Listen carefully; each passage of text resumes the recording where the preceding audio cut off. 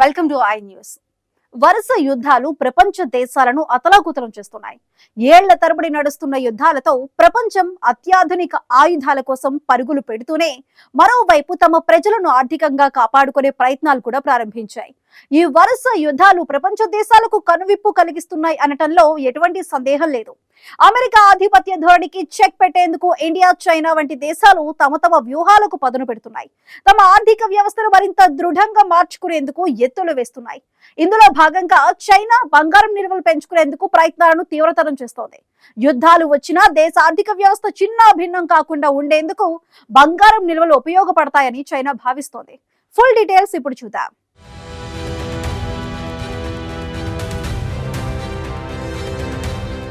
Gold నిల్వల్లో మన దేశం rank ఎంత? చైనా ర్యాంక్ ఎంత? ప్రపంచంలోనే అత్యధిక బంగారం నిల్వలు ఉన్న దేశం ఏది? సమాధానం వింటే మీకే ఆశ్చర్యం అనిపించవచ్చు.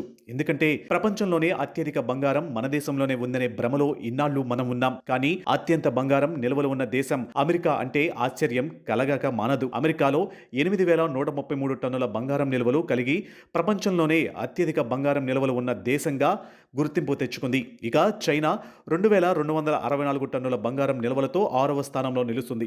ఇక భారతదేశం 822 టన్నుల బంగారం నిల్వలతో 9వ స్థానంలో నిలుస్తుంది.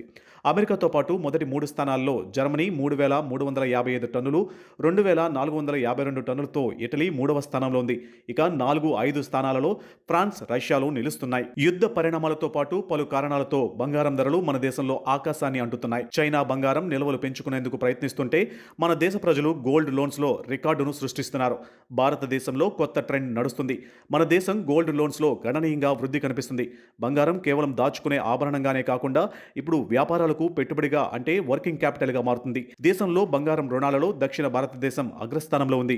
తమిళనాడు 5.96 లక్షల కోట్లతో మొదటి స్థానంలో ఉండగా ఆంధ్రప్రదేశ్ 3.08 లక్షల కోట్లతో తర్వాతి స్థానంలో ఉంది. కర్ణాటక, తెలంగాణ, కేరళ రాష్ట్రాలు కూడా ఇందులో ముందున్నాయి. ఈ 5 దక్షిణాది రాష్ట్రాలే దేశంలోని మొత్తం గోల్డ్ లోన్ మార్కెట్లో దాదాపు 3/3 అంటే 75% వాటాను కలిగి ఉన్నాయి. అంటే ఆశ్చర్యం వేస్తుంది. కానీ సీన్ ఇప్పుడు మారుతుంది. ఉత్తరప్రదేశ్, మధ్యప్రదేశ్, రాజస్థాన్ రాష్ట్రాలు ఇప్పుడు వేగంగా వృద్ధి చెందుతున్న కొత్త ప్రాంతాలుగా ఎదుగుతున్నాయి. బంగారం ఆధారిత రుణాలు దేశవ్యాప్తంగా విస్తరిస్తున్నాయి అని అనడానికి ఇది ఒక సంకేతంగా భావిస్తున్నారు. గోల్డ్ లోన్లు ఎందుకు పెరుగుతున్నాయి? బంగారం ధరలు పెరగడం వల్ల తక్కువ ఆభరణాలకే ఎక్కువ లోన్ లభిస్తుంది.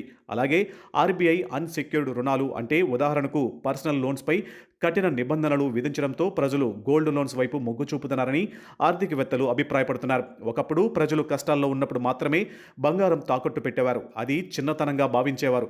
అందుకే అప్పుడు పాన్ బ్రోకర్లు పాత్ర ఎక్కువగా ఉండేది. వారు మాత్రమే గోల్డ్పై రుణాలు ఇచ్చేవారు.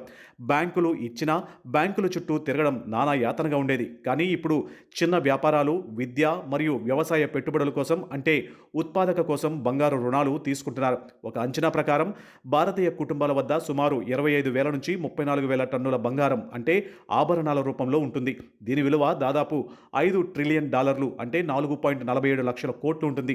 ఇది భారతదేశ జీడిపిలో 88% ఉంటుంది. అయితే ఇందులో కేవలం 5 నుంచి 6% బంగారం మాత్రమే లోన్స్ కోసం వాడుతున్నట్లు లెక్కలు చెబుతున్నాయి. మిగిలిన 95% ఇంకా ఇళ్లలోనే ఉండిపోయిందన్నమాట. ఇక చైనా విషయానికి వస్తే చైనా వ్యూహం వేరేలాగా ఉంది. వరుస యుద్ధాల నేపథ్యంతో పాటు ట్రంప్ విధించిన సుంకాలతో చైనా మైండ్ బ్లాక్ అయింది. అమెరికా ఆధిపత్య ధోరణిపై చైనా విసిగిపోయిందనే చెప్పాలి. అందుకు తన వ్యూహాన్ని మార్చి విపరీతంగా బంగారం కొనుగోళ్లను పెంచుకుంటుంది. చైనా సెంట్రల్ బ్యాంక్ గత 20 నెలలుగా బంగారాన్ని కొనుగోలు చేస్తూనే ఉంది. ఈ జూన్ నెలలో మాత్రమే 14.93 టన్నుల బంగారాన్ని కొనుగోలు చేసింది. ఇది 2023 తర్వాత చైనా ఒకే నెలలో చేసిన అతిపెద్ద కొనుగోలుగా భావిస్తున్నారు. ఇదే నెలలో బంగారం ధరలు దాదాపు 12% తగ్గినప్పటికీ బీజింగ్ దూకుడుగా కొనుగోలు జరిపింది. ధరలు తగ్గినప్పుడు కొనుగోలు చేసే ఈ ట్రెండ్ను డీప్ బయ్యింగ్ అని పిలుస్తారు. కేవలం కొన్ని త్రైమాసికాల గురించి కాకుండా రాబోయే దశాబ్దాల గురించి ఆలోచించే ఒక గోల్డ్ రిజర్వ్ వ్యూహంగా భావిస్తున్నారు. ప్రస్తుతం బీజింగ్ మొత్తం గోల్డ్ నిల్వలు సుమారు 2,264 టన్నులకు చేరుకున్నాయని ఒక అంచనా. ఇక 2022లో రష్యా సెంట్రల్ బ్యాంక్ నిల్వలను స్తంభింపచేసిన తర్వాత పాశ్చాత్య దేశాల ఆంక్షల ప్రభావం పడిందని స్తంభింప చేయడానికి వీల్లేని విధంగా తన వ్యూహాన్ని మార్చుకుంది చైనా. దీనికి ఎవరి ఆమోదం అవసరం లేదు కాబట్టి బంగారం అనేది ఒక బలమైన రిజర్వ్ ఆస్తిగా చైనా గుర్తించిందని ఆర్థిక శాస్త్రవేత్తలు అభిప్రాయపడుతున్నారు. అంటున్నారు. ప్రపంచ అనిశ్చితికి వ్యతిరేకంగా తన బ్యాలెన్స్ షీటును బలోపేతం చేసుకోవడానికి చైనా, యుఎస్ ట్రెజరీలతో పాటు పాశ్చాత్య దేశాల అప్పుల ఒత్తిడి నుంచి బంగారం వైపు చురుకుగా మళ్లుతుందని చైనా వార్తాపత్రికలు అభిప్రాయం వ్యక్తం చేస్తున్నాయి.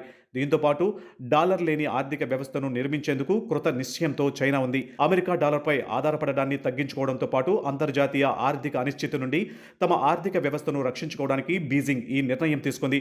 మనం మన జీవనోపాధి, వ్యాపార వృద్ధి కోసం ఇళ్లలోని బంగారాన్ని వాడుకుంటుంటే చైనా తన దేశ ఆర్థిక భద్రతతో పాటు డాలర్ ప్రభావాన్ని తగ్గించడం కోసం బంగారాన్ని నిల్వ చేస్తుంది. అయితే చైనా సెంట్రల్ బ్యాంకుతో పాటు అక్కడి ప్రజలు సైతం దేశీయ ఈక్విటీలు అస్థిరంగా మారడం, రియల్ ఎస్టేట్ మార్కెట్ పతనం నుంచి తమ సంపదను కాపాడుకోవడాన్ని బంగారాన్ని కొనుగోలు చేయడంతో పాటు ఈటీఎఫ్లలో కూడా పెట్టుబడులు పెడుతున్నారు.